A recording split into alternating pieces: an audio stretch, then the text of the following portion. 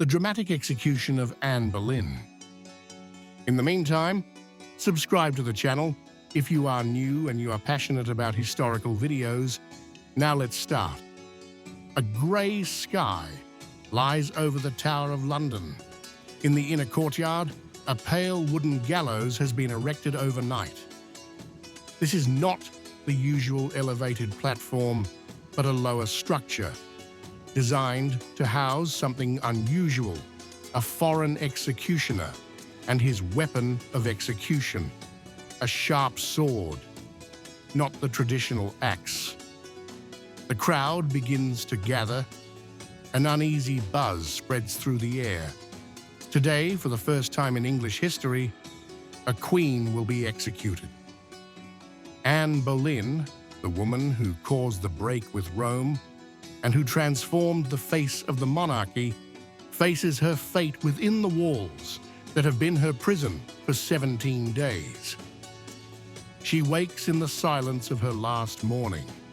She is 35 years old and still retains that elegance that once enchanted the most powerful sovereign in England. The few remaining faithful ladies in waiting help her dress. Anna has carefully chosen her dress, a dark grey, fur-lined cloak over a crimson bodice. Colours that do not reveal blood. It is a dignified, practical, final choice. I have heard that the executioner is very skilled. I have a small neck, he murmurs, touching his throat gracefully. A simple sentence, but one that reveals a lucid courage and a bitter irony. How did Anna come to this tragic end? Daughter of Thomas Boleyn, an ambitious diplomat, and Elizabeth Howard, Anna was born into a noble family. She grew up at the French court, where she absorbed culture, elegance, and Renaissance spirit.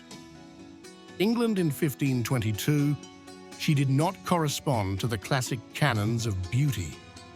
Olive skin, dark eyes, raven hair. But she was cultured, intelligent, charming, and her presence was magnetic. When Henry VIII, the king without male heirs by Catherine of Aragon, turned his attention to Anne, she did not follow the example of her sister Mary, already the king's lover. "I will not be your concubine," she told him. "If you want my heart, you will have to give me a crown." A bold gamble, which would rewrite history. For 7 years, from 1526 to 1533, Henry courted her obsessively. For her, he broke with Rome, proclaimed himself head of the Church of England, and defied the Pope and the Emperor. In January 1533, he married her in secret. In September, their daughter was born, Elizabeth, not the male heir the king desired. Anna's reign lasted only 3 years, but she left a deep mark. Intelligent and determined, she promoted reforms, supported scholars, and circulated Bibles in English, then forbidden. Her supporters considered her a visionary, her enemies a manipulative heretic. Her fall began with disappointment. After Elizabeth, 2 more miscarriages, the last in 1536, was a boy. For Henry, it was the end. His love was fading. His enemies, including Thomas Cromwell, were gaining strength. In April 1536, she was charged with adultery with 5 men, including her brother George, also with conspiracy and treason. The trial on May 15th was a farce. Without a defense, before a hostile jury, Anna fought with eloquence.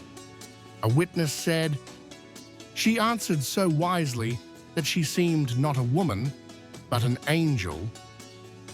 But it was all decided.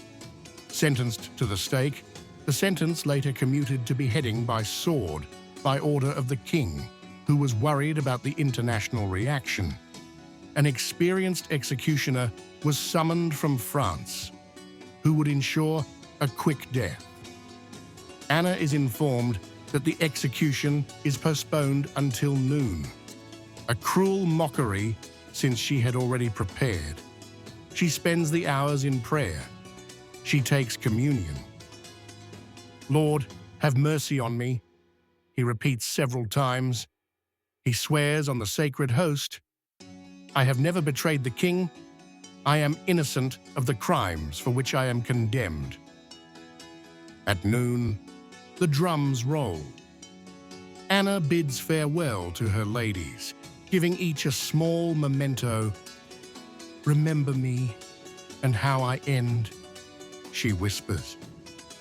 About 1,000 people attend, silent.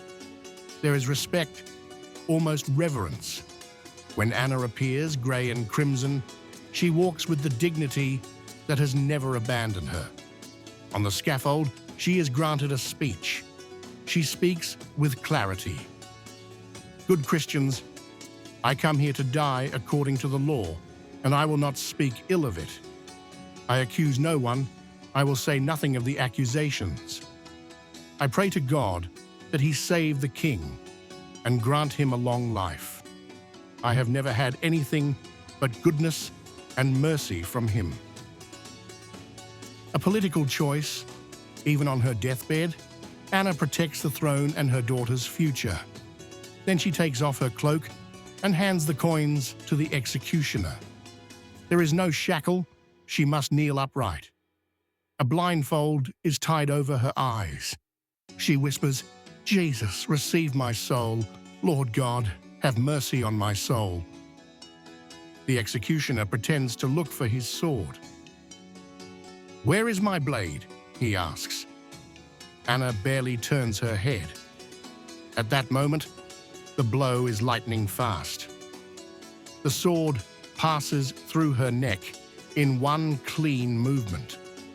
Silence. Then a whisper from the crowd. The executioner raises his head by his hair. "Thus perish the king's enemies." But no jubilation, only a restless echo. A cannon shot signals to Henry VIII that he is free. The next day, he becomes engaged to Jane Seymour. 10 days later, he marries her. Anna's body is collected by the ladies. There is no coffin. An arrow chest is used, the head next to the body.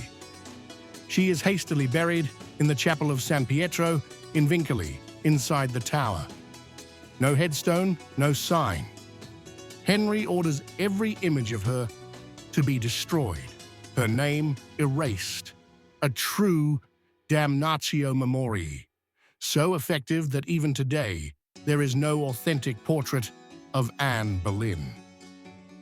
Yet the attempt to erase her failed. 23 years later, the daughter Henry had despised took the throne, Elizabeth I.